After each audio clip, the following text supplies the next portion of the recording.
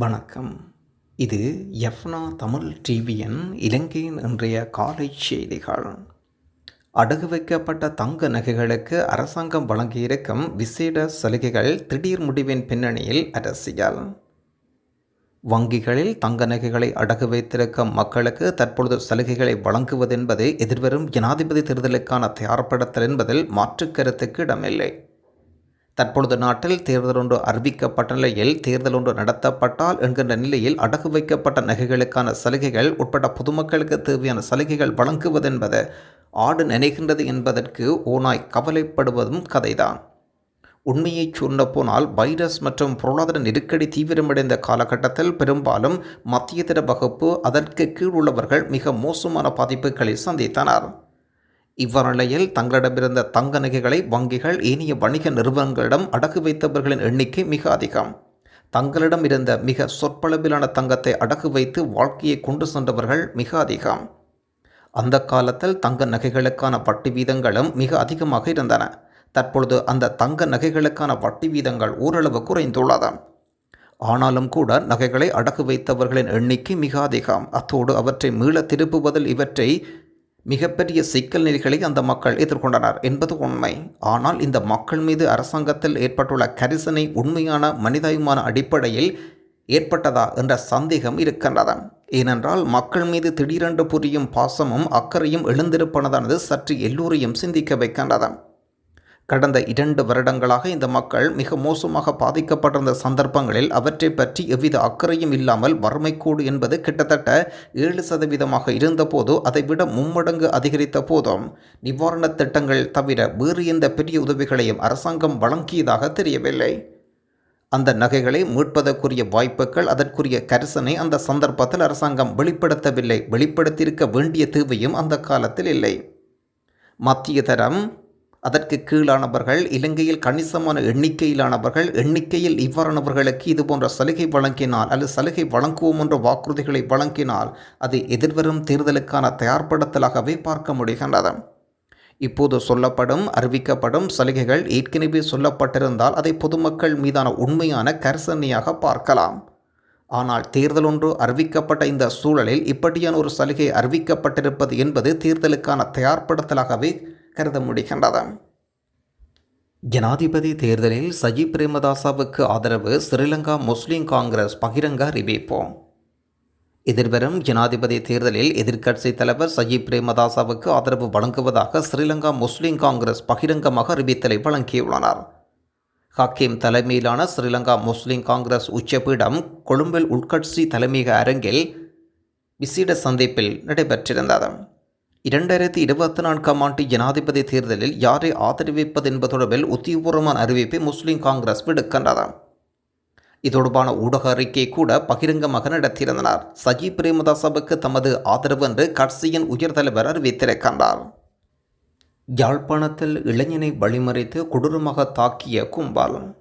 யாழ்ப்பாணத்தில் பிறந்தநாள் கொண்டாட்டத்துக்கு சென்றுவிட்டு வீடு திரும்பிய இளைஞனை வழிமறித்த கும்பலொன்று வாளை காட்டி மிரட்டியதுடன் மேற்கொண்ட தாக்குதலில் இளைஞன் படுகாயமடைந்திருக்கின்றார். யாழ்ப்பாணம் அராலி பகுதியில் இந்த சம்பவம் இடம்பெற்றுள்ளது. சாவகச்சேரியைச் சேர்ந்த குறித்த இளைஞனும் அவரது நண்பர்களும் கையசரக வாகனத்தில் வீடு திரும்பிக் கொண்டிருந்த வேளை இடைமறைத்த வாளுடன் வந்த கும்பலொன்று குறித்த இளைஞனை வெளியே இழுத்து மூர்க்கத்தனமாக தாக்குதல் நடத்தியுள்ளனர். காயமடைந்த இளைஞன் சாவகச்சேரி ஆதர வைத்தியசாலையில் அனுமதிக்கப்பட்டு சிகிச்சை பெற்று வருகின்றார். குறித்த இளைஞன் அராலியைச் சேர்ந்த யுவதியொருவரை காதலித்து வந்த நிலையில் இந்த தாக்குதலுக்கு யுவதியின் தாயார் ஆரம்பத்தில் சம்மதம் தெரிவித்திருந்தார். எனினும் அந்த யுவதி கடந்த 4ஆம் மாதம் இளைஞனுடன் தொடர்பை துண்டித்துள்ளார்.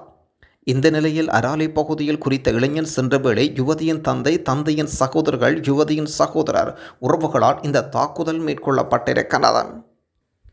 மத்திய கிழக்கில் போர் மூலம் அபாயம் அமெரிக்கா பிரித்தானிய அரசாங்கங்கள் வேண்டுள்ள நடவடிக்கை. லெபனானில் வசிக்கும் அமெரிக்கா பிரித்தானியாவைச் சேர்ந்த மக்கள் உடனடியாக அங்கிருந்து வெளியேறும்படி அந்த நாட்டு தூதரகம் அறிவித்திருக்கிறது. மத்திய கிழக்கில் போர் மூலம் அபாயம் ஏற்பட்டுள்ளதனால் இந்த விசேட அறிவிப்பு வழங்கப்பட்டிருக்கிறது. அண்மையில் இஸ்ரேல் தாக்குதலில் ஹமாஸ் அமைப்பின் அரசியல் பிரிவு தலைவர் இஸ்மாயில் கனிஃபா ஹிஸ்புல்லா கமாண்டர் சொக்ரீத் கொல்லப்பட்டிருந்தனர்.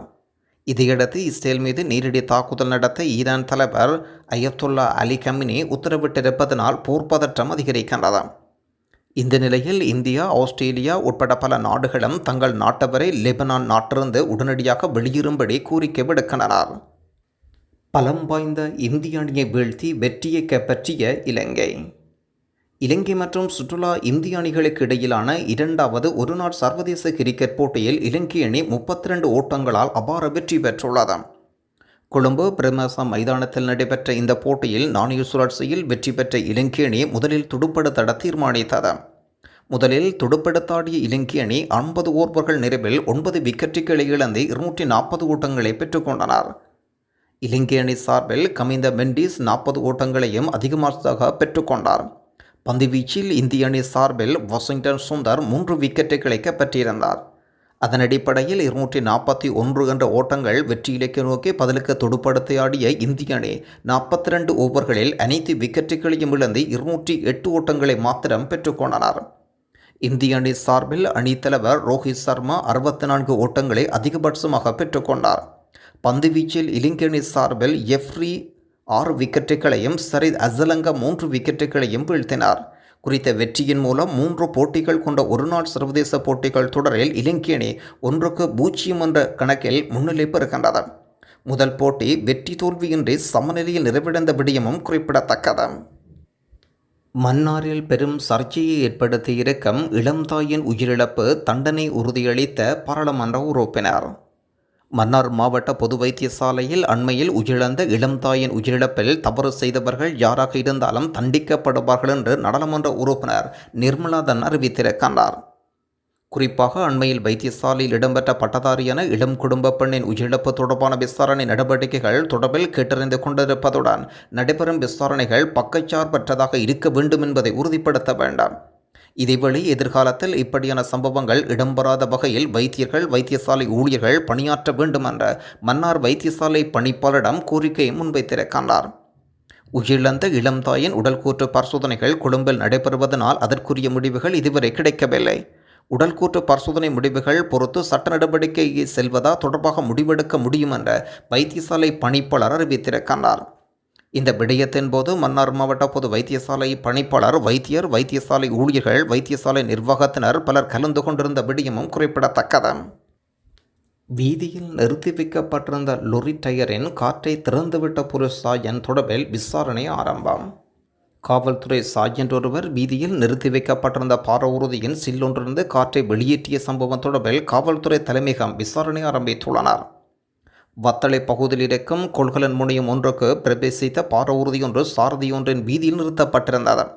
போக்குவரத்து கடமையில் ஈடுபட்டிருந்த காவல்துறை சாயன் ஒருவர் அதன் முன்பக்க சிலிருந்து காற்றை வெளியேற்றியமை தொடர்பான காணொளி சமூக ஊடகங்களில் பகிரப்பட்டிருந்தன. சம்பவத்துடன் தொடர்புடைய காவல்துறை உத்தியோகத்தர் வத்தளை காவல் நிலையத்தில் கடமையாற்றுவார். வீதியில் போக்குவரத்துக்கு இடையூறாக இருந்தமையினால் குறித்த வாகனத்தின் சிலிருந்த காற்றை வெளியேற்றியதாக சம்பவத்துடன் தொடர்புடைய காவல்துறை உத்தியோகத்தர் குறிப்பிட்டிருக்கின்றார். இவ்வாறு இருப்பினும் இந்த சம்பவத்துக்கு அங்கிருந்த சிலர் கடும் எதிர்ப்புகளை வெளியிட்டனர். அங்கு வந்த குறித்த வாகனத்தின் சாரதி தாம் சில ஆவணங்களை கையளிப்பதற்காக கொள்கலன் முனையத்துக்கு சென்றதாக தெரிவித்துள்ளார். எனினும் அவருக்கு அங்கிருந்த காவல்துறை உத்தியோகத்தரால் அபராத பத்திரம் வழங்கப்பட்டதாக தெரிய வருகின்றது. இவ்வாறு இருப்பினும் இந்த சம்பவம் தொடர்பில் உதவி காவல்துறை அத்தியட்சகர் ஒருவரின் தலைமையில் விசாரணை நடத்தப்படும் என்று காவல்துறை ஊடகப் பிரிவு அறிவிக்கின்றது. 3 பேரை சுட்டுக் கொன்றுவிட்டு போலீசார் தற்கொலை. அம்பாறை பிரதேசத்தில் போலீஸ் கான்ஸ்டபிள் ஒருவர் மற்றொரு கான்ஸ்டபிளையும் தனது மனைவி மாவியாரையும் சுட்டுக் கொண்டுள்ளதாக அம்பாறை போலீசார் அறிவிக்கின்றனர். அதிகாலை 2 மணியளவில் துப்பாக்கிச்சூடு சம்பவம் இடம்பெற்றதாகவும் முன்றாகலை போலீஸ் பிரிவில் கடமையாற்றும் கான்ஸ்டபிள் ஒருவரை படுகொலை செய்யப்பட்டுள்ளார். கரகடல உப போலீஸ் நிலையத்தில் கடமையாற்றும் போலீஸ்காரர் ஒருவரை சுட்டுக் கொன்றுவிட்டு போலீஸ் நிலையத்துக்கு சென்ற கொலையாளியான போலீஸ்காரர் தனது மனைவி மாமியாரையும் தொலைபேசியில் அழைத்துள்ளார். அவர்கள் போலீஸ் நிலையத்துக்கு அருகில் வந்தபோது அவர்களையும் சுற்று கொண்டுவிட்டு தப்பியோடிவிட்டார். துப்பாக்கிச்சூடு நடத்தியதாக கூறப்படும் போலீஸ் கான்ஸ்டபிள் தன்னைத்தானே சுட்டு தற்கொலை செய்து கொண்டார். கள்ளக்காதல் விவகாரத்தில் இந்த சம்பவம் இடம்பெற்றுள்ளதாக முதல்கட்ட விசாரணையை போலீஸ் ஊடகப் பிரிவு வெளியிட்டுள்ளனர். மட்டக்களப்பில் போலீஸ்காரர் ஒருவரினால் ஏமாற்றப்பட்டு காதலித்து ஏமாற்றப்பட்ட லக்ஷிகா உயிர் மாய்த்து கொண்டார். போலீஸ் என்ற பெயரில் ஒரு காமுகனின் பொய்யான அன்பையும் உண்மையான நட்பையும் நம்பி தன்னை ஏமாற்றிவிட்டார் என்று தெரிவித்து தன் உயிரை கொடுத்திருக்கின்றார். இதைவிட மிகவும் மோசமாக சாவுக்கு மேல் அனுபவிக்க வேண்டும் என்று கடந்த சில மாதங்களுக்கு முன் இவர் தனது கருத்துக்களை சமூக ஊடகங்களில் பதிவிட்டிருக்கின்றார். அதிக ஆதாரங்கள் அனுப்பியிருந்தும் சில ஊடகங்கள் அவற்றை வெளியிடவில்லை. அவரின் புகைப்படத்துடன் பொதுவெளியில் பதிவிடுவோம் என்று ஆதாரத்துடன் தெரிவித்த வேளை அவர் அதை மறுத்திருக்கின்றார். பல பெண்களுடன் இதுபோன்ற நடத்தையில் ஈடுபட்டதாகவும் பல பெண்களிடம் பணங்கள் பறித்ததாகவும் அறிய முடிகின்றது. ஒரு போலீஸ் உத்தியோகத்தர் யாழ் மாவட்டத்தில் பணியாற்றுவதாகவும் அவர் பல பெண்களிடம் காதலிப்பதாகவும் கூறி பணம் வாங்கி வீடியோக்கள் மூலம் பெண்களின் அச்சுறுத்தியும் வந்திருக்கின்றார். இதற்கு எதிராக போலீஸ் நிலையங்கள் முறைப்பாடு போடப்பட்டும் அங்கு எதுவித நடவடிக்கையும் மேற்கொள்ளவில்லை என்று அறிய முடிகின்றது. போலீசார் உறவுகளுக்கு அச்சுறுத்தியும் அடித்தும் உள்ளனர். ஆகவே இவருடைய சாவுக்கு நீதி வேண்டும் என்றும் இவரை போன்ற போலீஸ்காரர் கடூழிய சிறை தண்டனைகள் வழங்கப்பட வேண்டும் என்றும் அடையாளப்படுத்தாமல் இருந்திருக்கின்றோம். தவறு இப்போது உணர்கின்றோம். இப்போது மீண்டும் வழக்கு பதிவு செய்யப்பட்டிருக்கின்றது. திருமணம் செய்வதாக கூறி பணம் பெற்றுக்கொண்டு ஏமாற்றியமை தொடர்பாக மீண்டும் வழக்கொன்று பதிவு செய்யப்பட்டிருக்கின்றது. தமிழ் பொது வேட்பாளர் யார் இன்று தீர்மானம். தமிழ் தேசிய கூட்டமைப்பின் உத்தியபூர்வ அடிப்படையில் இன்றைய தினம் தமிழ் பொது வேட்பாளர் யார் என்ற அடிப்படையில் வவுனியாவில் தீர்மானம் மேற்கொள்ளப்பட இருக்கின்றது. ஜனாதிபதி தேர்தலில் தமிழ் தேசிய கூட்டமைப்பின் சார்பில் களமிறங்கப்படும் பொது வேட்பாளர் யார் என்பது குறித்து இன்று வவுனியாவில் தீர்மானம் மேற்கொள்ளப்படும் என்றார். தமிழ் பொது வேட்பாளர் பட்டியலில் முன்னாள் நாடாளுமன்ற உறுப்பினர்களான சந்திரநேரு, சந்திரகாந்தன், அரியநேந்திரன் ஆகியோர், இலங்கை தமிழரசு கட்சியின் மத்திய குழு உறுப்பினர் தவராசா மற்றும் தமிழ் மக்கள் கூட்டணியின் செயலாளர் நாடாளுமன்ற உறுப்பினருமான விக்னேஸ்வரன் காணப்படுகின்றனர். சிவில் அமைப்புகள் ஒருங்கிணைப்பு என்ற அடிப்படையில் ஸ்தாபிக்கப்பட்ட தமிழ் மக்கள் பொதுச்சபையின் 7 பிரதிகளும் அரசியல் கட்சிகள் 7 பிரதிகளும் கூட்டணிந்த தமிழ் தேசிய பொது கூட்டமைப்பை ஸ்தாபித்திருந்தனர். இவ்வாறான பின்னணியில் மேற்படி நபர்களின் பெயர்கள் இறுதிப்பட்டியலுக்கு வந்துள்ளன. இதில் ஜனாதிபதி சட்டத்தரணி தவராசா முன்னாள் நாடாளுமன்ற உறுப்பினர் இல்லாத போதும் அனைத்து கட்சிகளும் அவரை ஏற்றுக்கொள்வார்கள் என்ற அடிப்படையில் விக்னேஸ்வரன் கட்சியூடாக களமிறங்குவதற்கு முடியும் என்று எதிர்பார்க்கப்படுகின்றது. இதேவேளை எந்த ஒரு தரப்பினரும் பொருந்தாத நிலையில் இறுதியாக விக்னேஸ்வரன் பாராளுமன்ற உறுப்பினராக பரிசீலிப்பது என்பது தெரிவிக்கப்படுகிறது. குறிப்பாக இவர் 2வது வாக்கு தொடர்பில் வருவதனால் அவருடைய பெயரை இறுதியின் நிலையில் வைப்பதற்கு பொது கட்டமைப்பின் சிவில் தரப்பினர் தீர்மானித்துள்ளனர். 4 பேரில் ஒருவரை இறுதி செய்வதில் நெருக்கடியான நிலைமைகள் தோன்றினால் பொது கட்டமைப்பின் அங்கத்தவரும் அரசியல் சிவில் செயற்பாட்டாளருமான இரேனியஸ் மாரியம்பிள்ளை இறுதி ஆயுதமாக பயன்படுத்த திட்டமிட்டுள்ளனர். மொட்டு கட்சியை முழுமையாக கைவிட்ட தமிழ் கட்சிகள் 9 தமிழ் பாராளுமன்ற உறுப்பினர்கள் ரணிலுக்கு ஆதரவு ஐவர் சஜித் பக்கம். 9 பேர் ரணிலுக்கு ஆதரவு ஐவர் சஜித் பக்கம். 7 பேர் இன்னும் முடிவெடுக்கவில்லை. தேர்தலை புறக்கணிக்குமாறு 2 அறைகூவல்.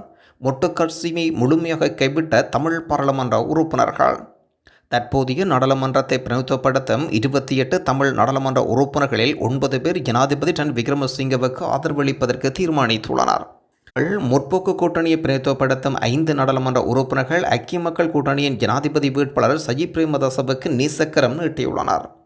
தமிழ் பொது வேட்பாளர் களமிறக்கும் முயற்சி 5 நாடாளுமன்ற உறுப்பினர்கள் தமது ஆதரவை வெளிப்படுத்தியிருப்பதுடன் 7 தமிழ் நாடாளுமன்ற உறுப்பினர்கள் யாருக்கு ஆதரவு என்பது பற்றி தமது நிலைப்பாட்டை இன்னும் அறிவிக்கவில்லை. 2020ஆம் ஆண்டில் நடைபெற்ற தேர்தலில் மக்கள் அங்கீகாரத்துடன் 25 தமிழ் நாடாளுமன்ற உறுப்பினர்கள் அதி உயர் சபைக்கு தெரிவாகியிருந்தனர். தேசிய பட்டியல் ஊடாக 3 வாய்ப்பு வழங்கப்பட்டிருந்தது. இலங்கை தமிழரசு கட்சி சார்பில் கலியரசனும், தமிழ் தேசிய மக்கள் முன்னணி சார்பில் செல்வராஜா கஜேந்திரனும், ஸ்ரீலங்கா பொதுஜன முன்னணி சார்பில் சுரேன் ராகவனும் தேசிய பட்டியல் ஊடாக சபைக்கு வந்தனர். தமிழ் தேசிய கூட்டமைப்பில் அங்கம் வகித்த புலட் டெலோ தமிழரசு கட்சியின் வீட்டு சின்னத்தில் தேர்தலில் களம் கண்ட டெலோவுக்கு 3 ஆசனங்களும் புலட்டுக்கு 1 ஆசனமும் கிடைக்கப்பெற்றது. இதில் புலட் மற்றும் டெலோ என்பன 4 தமிழ் பாராளுமன்ற உறுப்பினர்கள் முயற்சிக்கு ஆதரவு தெரிவித்தனர். எனினும் ஜனாதிபதி தேர்தலில் யாருக்கு ஆதரவளிப்பதென்று தமிழ் கட்சிகள் இன்னும் முடிவெடுக்கவில்லை.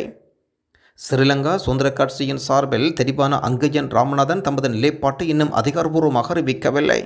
சஜித் பிரேமதாச யாழ்ப்பாணம் சென்றபோது அவருடன் இருந்தார். ஜனாதிபதி ரணில் விக்ரமசிங்க யாழ்ப்பாணம் சென்றபோது அவருடன் இருந்தார், பலம் வந்தார் என்பதும் குறிப்பிடத்தக்கது.